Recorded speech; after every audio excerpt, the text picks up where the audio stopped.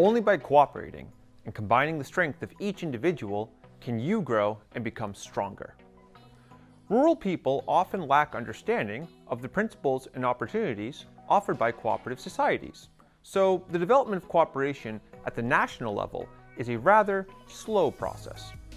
I am here to get to know cooperative activities and the basic principles step by step together with you. What kind of principles are they? Why are they needed? And of course, I want to find out with you what will benefit me and you too from participating in a cooperative.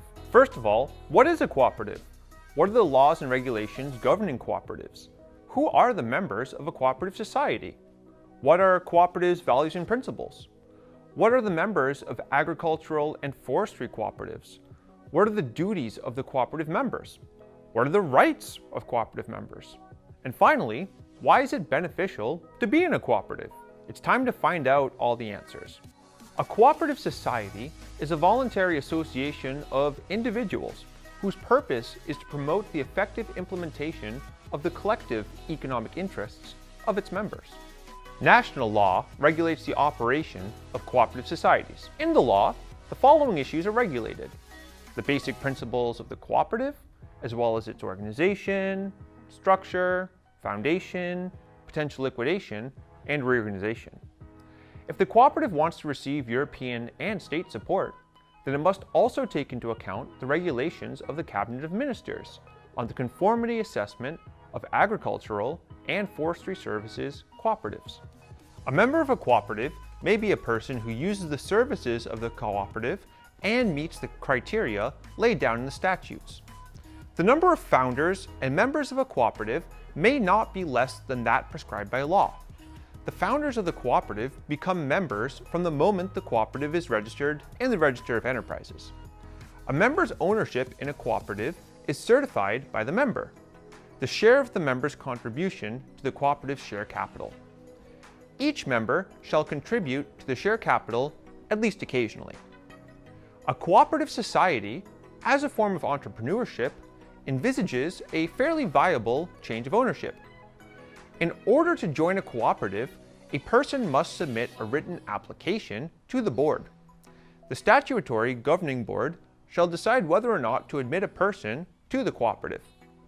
The statutes can define membership status criteria as well as member profile. The basic principles of a cooperative society are that members of a cooperative society are the owners of the cooperative society. The highest governing body is the general meeting of members. Decisions are made on the principle that one member means one vote. Customers are members or cooperative owners. Value accumulation is not reflected in stock value. A cooperative is an economic system with social content. An agricultural services cooperative society member is a natural or legal person whose holding is engaged in the production of agricultural products and services used by cooperative societies, as well as other cooperative societies providing agricultural services. A member of a cooperative society for forestry services is a natural or legal person who is a forest owner and uses the services of a cooperative society for forestry services, as well as another forestry service cooperative society.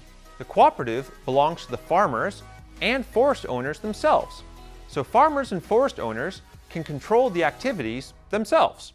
It promotes the interest of members, which in turn makes it easier to adapt to short-term economic or other difficulties. It should be kept in mind that the aim of the cooperative societies is not to benefit farmers and forest owners, but to give them opportunities for development. Actually, cooperation is a way for small farmers to survive in the world market and to develop through opportunities offered by the cooperative. The following are factors that can hinder the development of cooperative societies in agricultural and forestry services. First of all, democratic leadership causing slow decision making. Second, insufficient participation of the members of the cooperation to provide resources for the cooperation. Third, lack of professional managers. Fourth, lack of member loyalty. Cooperative members must fulfill the statutory obligations of the company and the decisions of the administrative and audit bodies in time to meet their obligations relating to the cooperative services, as well as the economic and financial participation in the operation of the procedures specified in the Articles of Association. In order for a cooperative to develop successfully, members of a cooperative must understand that not only should they exercise their rights in the cooperative, but they should also fulfill their obligations. Why is it beneficial to be in a cooperative?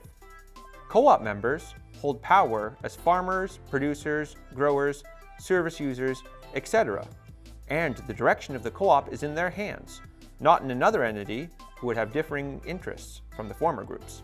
Cooperatives are generally proven to deliver stable and sustainable commercial success to their members.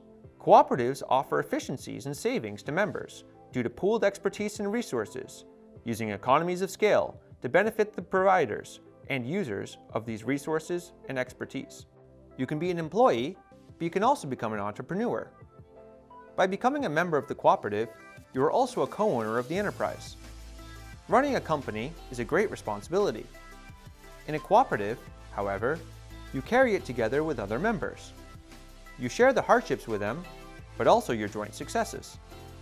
In labor cooperatives, whose purpose is to create and maintain jobs, employment is one of the most important goals of the enterprise. That's why you don't have to worry that without any clear reasons, you'll lose your job overnight and get a half an hour to pack your things. As a member of a cooperative, you have the right and duty to work in it, and the cooperative has the right, but also the obligation, to employ you. Therefore, employment is much more stable than in many other types of enterprises. Stability of employment is, however, only the beginning, because as a member of the cooperative, you decide on what your workplace will look like and in what direction the company will develop.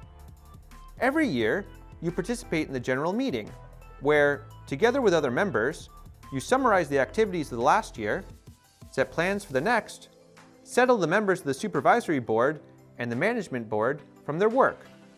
Finally, you can become a member of the board or even the president of the board. There are industries in which it is worth joining forces because it is justified by the type of activity and, for example, the need to incur expenditure on specific investments. For example, if a doctor has to buy medical equipment, then the cost per person is much higher than if several people join forces, funds, and purchase equipment together so that they can use it together later. Recently popular renewable energy sources are another example of an industry in which joint investments allow to achieve more. The confirmation of this thesis is the fact that more energy cooperatives are being created in Poland. There is no legally defined lower limit of share capital in cooperatives, so a group of people who have very limited resources can set up a cooperative and gradually, through their own work, create the capital of a joint venture. Moreover, even if individuals who form or join cooperatives are not able to get involved financially to the same extent, one member will contribute more and the other less. They still have the same say in the cooperative. The cooperative is an association of people and not capital, and everyone has equal voting rights in it. By becoming a cooperative, you also become part of a very important movement of socially responsible enterprises, part of the social economy sector, for which it is important that achieving economic goals serves the needs of people.